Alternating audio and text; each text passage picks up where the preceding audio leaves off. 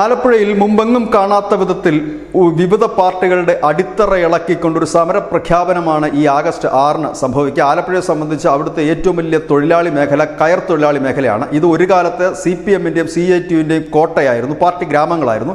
പിന്നീട് ഇവിടേക്ക് BMS-ഉം INTUC-യും ഒക്കെ കടന്നു കയറുകയും ഈ തൊഴിലാളികൾ കുറേയധികം BMS-ലേക്ക് പോവുകയും ചെയ്തു. അക്കാലങ്ങളിലൊക്കെ വലിയ രീതിയിലുള്ള രാഷ്ട്രീയ സംഘടനകൾ ആലപ്പുഴയിൽ പതിവായിരുന്നു. ഇപ്പോൾ അത്തരം സംഘർഷങ്ങളില്ല. പക്ഷേ ഈ BMS-ഉം INTUC-യും ഒക്കെ കഴിഞ്ഞ കുറേ നാളുകളായി കയർ തൊഴിലാളി മേഖലയിലുള്ള വിഷയങ്ങൾ ഉയർത്തിപ്പിടിച്ച് സമരരംഗത്തായിരുന്നു. പക്ഷേ അവരെ കളിയാക്കുവാനും ഈ വിഷയം കേന്ദ്രത്തിൻ്റെ തലയിൽ കെട്ടിവെക്കുവാനുമായിരുന്നു ഇടതുപക്ഷ യൂണിയനുകൾ, പ്രത്യേകിച്ച് CITU ശ്രമിച്ചിരുന്നെങ്കിൽ ഇപ്പോൾ അവരും ചുവടുമാറി തുടങ്ങിയിരിക്കുന്നു.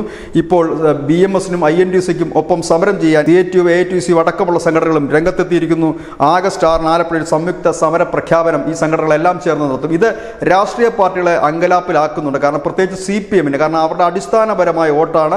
ആ വോട്ട് ബാങ്കിൽ ഒരു വലിയ വിള്ളൽ സംഭവിച്ചാൽ അപ്പാടെ പാർട്ടി ഇല്ലാതായി പോകുന്ന ഒരു സാഹചര്യമുണ്ട്. ഇവിടെ ഈ ലോക്സഭാ തെരഞ്ഞെടുപ്പിൽ ഈ ഭാഗങ്ങളിൽ ശോഭാ സുരേന്ദ്രൻ വലിയ രീതിയിൽ വോട്ട് ഉയർത്തുകയും ചെയ്തു. ഇതൊക്കെ CPM-നെ അലോരസപ്പെടുത്തുന്നുണ്ട്. ഒപ്പം തന്നെ കോൺഗ്രസും ഇതിൽ നിന്ന് നേട്ടം കൊയ്യാനുള്ള ഒരു തയ്യാറെടുപ്പിലാണ്. ഏതായാലും കർഷക തൊഴിലാളികൾ, ആലപ്പുഴയെ സംബന്ധിച്ച് കർഷക തൊഴിലാളികൾ വളരെ പ്രധാനപ്പെട്ടതാണ്. അതുകൊണ്ട് തന്നെ അവർ സമരരംഗത്തേക്ക് എത്തുന്നു. News desk news India Malayalam.